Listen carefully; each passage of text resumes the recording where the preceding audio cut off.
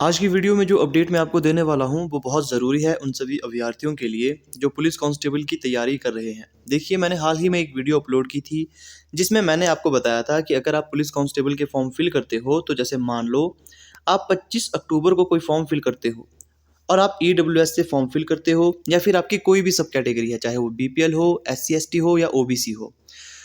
तो अगर आपके पास जब फॉर्म फिल करते हो तो आपके पास आपकी सब कैटेगरी का डॉक्यूमेंट होना चाहिए।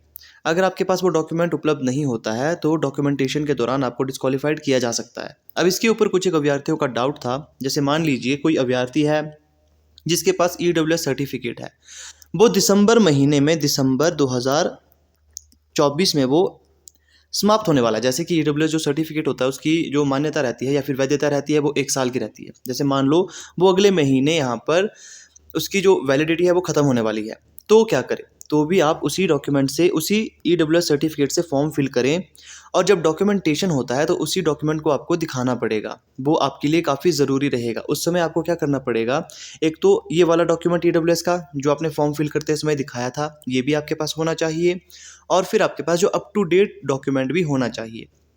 ईडब्ल्यूएस फिर से आपको बनाना पड़ेगा जब डॉक्यूमेंटेशन आपकी आगे होती है।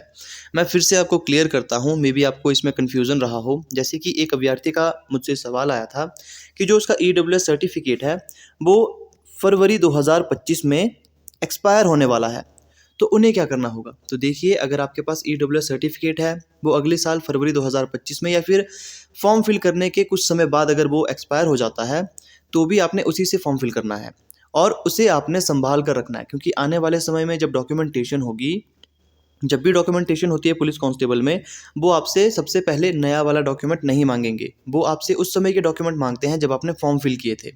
फॉर्म फिल करते समय जो आपने ईडब्ल्यूएस का सर्टिफिकेट दिखाया था या फिर कोई भी सब कैटेगरी का सर्टिफिकेट दिखाया था, आपको वही फिर वहाँ पर सबसे पहले दिखाना पड़ता है। उसके बाद आपको वहाँ पर नया सर्टिफिकेट भी बनाना पड़ता है जो अप टू डेट रहता है। ठीक है? बाकी आपको मैं आने वाले समय में और भी चीज़ें बताऊँगा पुलिस कांस्टेबल से रिलेटेड। जैसे कि अगर आप ग्राउंड में कुछ एक डिफ़िकल्टी देखते हो या फिर आपको ग्राउंड का पता नहीं है तो आप मुझसे कमेंट करके पूछ सकते हो कि क्या-क्या एक्टिविटीज़ इस बार रहेगी, हाई जंप और लॉन्ग जंप इस बार कितना बड़ा है। और यहाँ पर आपसे बात करेंगे अगर सिलेबस की, सिलेबस में क्या-क्या चेंजेज़ होंगे, उन सभी चीज़ों के ऊपर एक स्पेसिफिक वीडियो मैं लेकर आऊँगा। बाकी फ़िलहाल जो अभी जो सबसे ज़रूरी बातें हैं वो है आपके फॉर्म फिल करते समय आपको क्या-क्या सावधानियाँ बरतनी चाहिए। पिछली वीडियो में भी मैंने आपको बताया था, डॉक्यूमेंटेशन में सबसे बड़ी जो यहाँ पर दिक्कत आती है वो आती है ओल्ड डॉक्यूमेंट की। फॉर्म फिल करते समय बहुत से अभ्यर्थी क्या करते हैं कि डॉक्यूमेंट नहीं बनाते या फिर अगर बनाया भी होगा तो वो उसे घुमा देते हैं।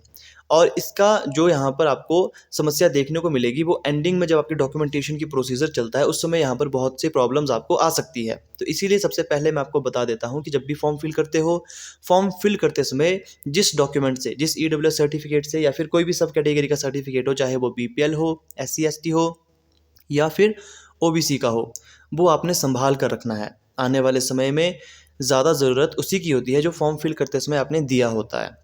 बाकी काफ़ी जल्द आपके लिए यहाँ पर मैं सिलेबस के बारे में भी बताऊँगा कि एचपीपीएससी के द्वारा इस बार सिलेबस कैसा रहेगा। आपने चैनल के साथ जुड़े रहना है। बाकी कोई भी और डाउट आपके हो डॉक्यूमेंट से रिलेटेड, आप मुझसे कमेंट में पूछ सकते हो। बाकी मिलते हैं आपसे नेक्स्ट वीडियो में किसी नए अपडेट के साथ।